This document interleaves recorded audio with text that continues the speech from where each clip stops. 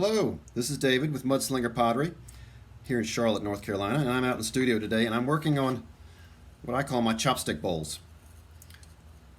It's not a very big bowl. I use maybe a pound and a half, although I will make some different sizes, so sometimes I'll use a little more, sometimes a little less. So when I put them in my booth, I add a set of chopsticks to them, and I get a lot of response. There's a lot of people that just enjoy that idea, and it's just a neat shape. I don't know what it is about that shape, but it draws a lot of attention. I think the chopsticks sitting on there don't hurt it either. So I tell everybody that when I buy my takeout Chinese, that's what I put in there. I put it in my chopstick bowl and have it for dinner.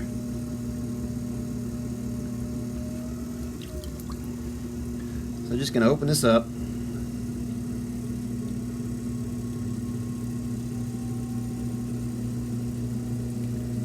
And I think the most important thing about making pots is centering a pot and keeping it centered. It's amazing how much easier it is to make a nice pot if you can center it and keep it centered. So I'm just compressing the bottom here. Make sure I don't have any cracks.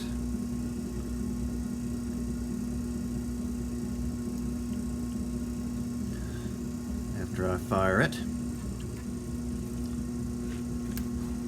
And I'm using a sponge to throw. I didn't used to, but I found that the sponge, I'll just wet it on the inside and use it to pull it up. It helps keep the pot hydrated, and it just makes it easier to throw.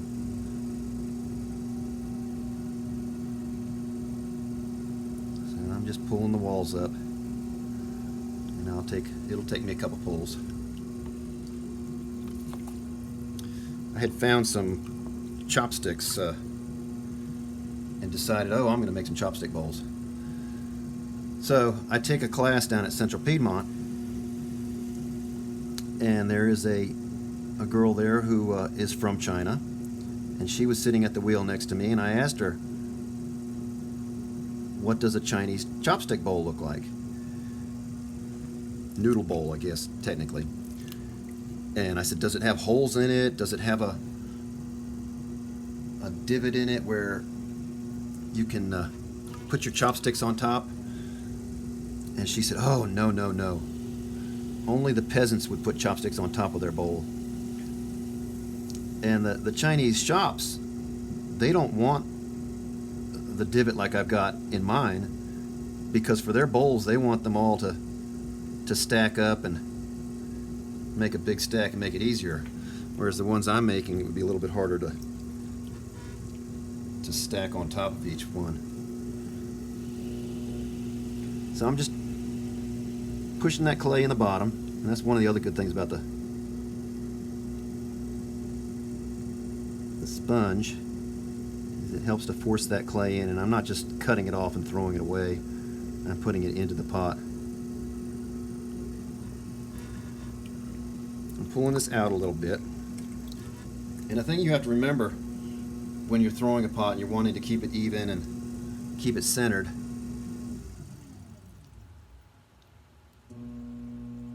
as it comes out, you've got to slow down. If I'm going up the side of this pot, as I'm going out, I've got to slow down because it's got to go all the way around before I can move up to the next level on that pot. Getting some of this clay down the bottom and just pulling it up.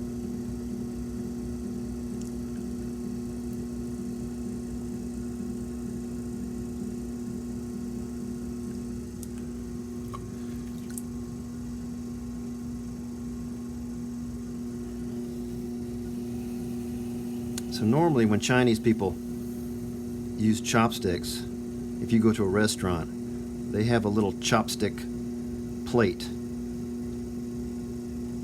and it's just a small piece of clay, maybe so big, and the chopsticks will just rest on top of that.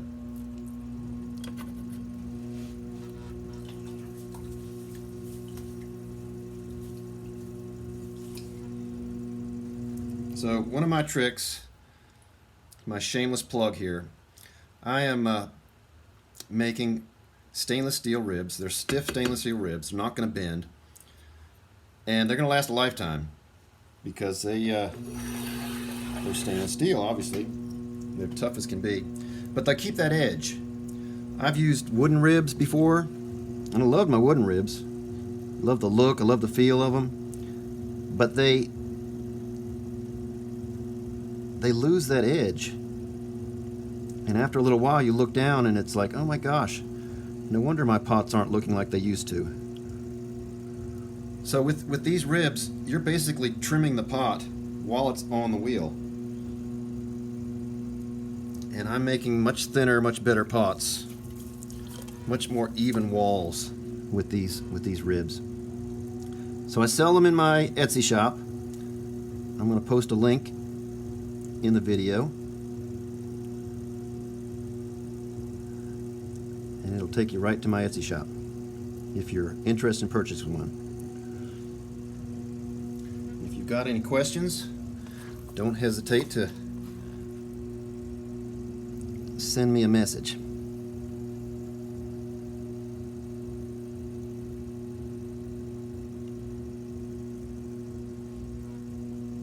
So just stretching that out, cleaning it up.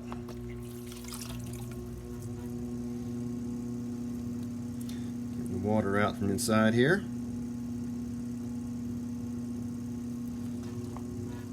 And then this is another great tool, and this is a chamois. So you just get a chamois. Piece of plastic will work too, but the chamois always worked real well for me. I always lose the piece of plastic and end up wedging it into some clay.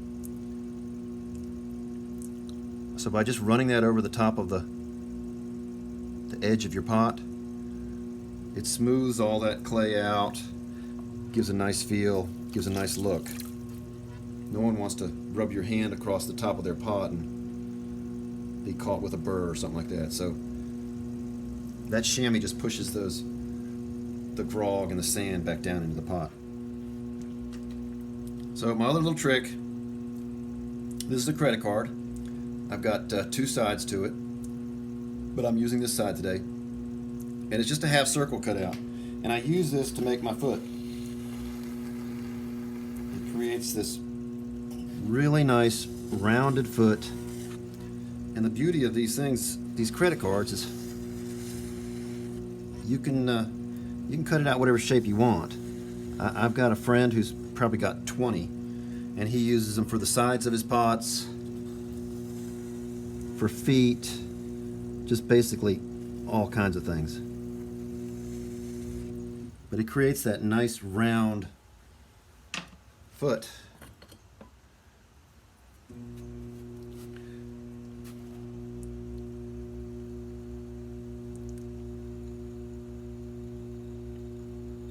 And I don't have to do a whole lot to that foot now.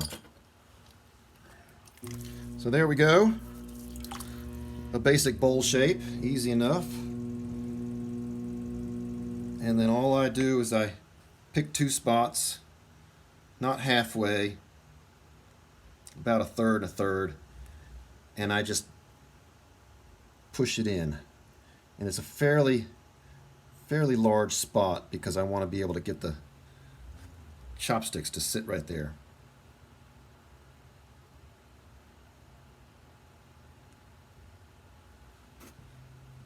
And there it is. Nothing too difficult, but it gives it a great look.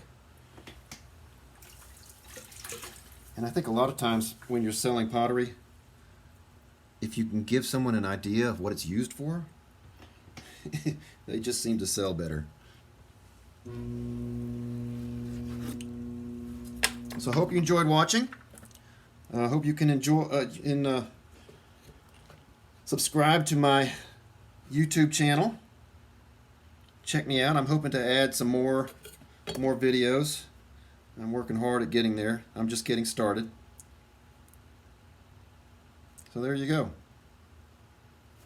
Thanks for watching. Hope everyone has a wonderful day.